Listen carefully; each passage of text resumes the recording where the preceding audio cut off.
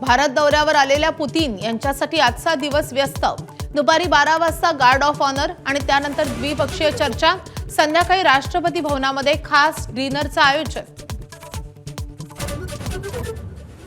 नरेंद्र मोदी भारताला लाभले हे भारताचं नशीब। मोदींनी त्यांचं आयुष्य भारतासाठी वाहिलं।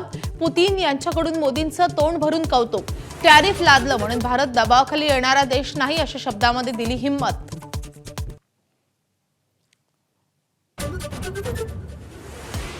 राज्यातल्या शिक्षकांचा शाळा बंद आंदोलन। 80,000हून अधिक शाळांचे लाखो शिक्षक आंदोलनात भाग घेणार।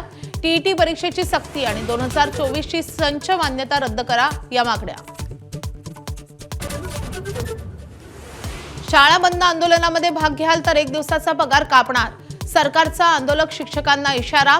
कोणत्याही शाळा बंद ठेवू नयेत असेही आदेश। राज्यातल्या महायुती सरकारला आज 1 वर्ष पूर्ण। आरक्षण, अतिवृष्टी आणि लाडकी बहीण राहिले वर्षभर चर्चेत। वर्ष पूर्ण होताना सुरू झालेल्या कुरघोड्यांमुळे चर्चेला उधाण।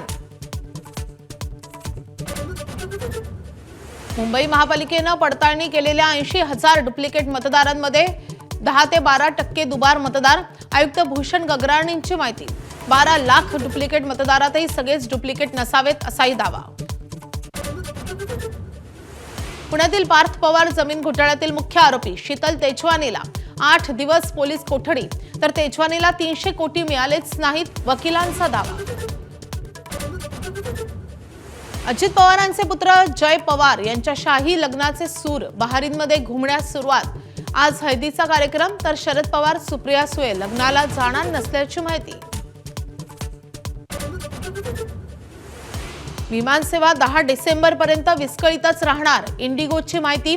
काल मुंबईत 118 तर देशभरात 550 विमानं करावी लागली आहेत रद्द।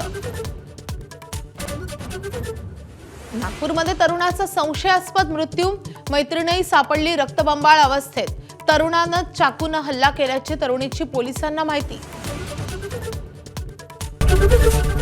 एबीपी माझा, उघडा डोळे बघा नीट।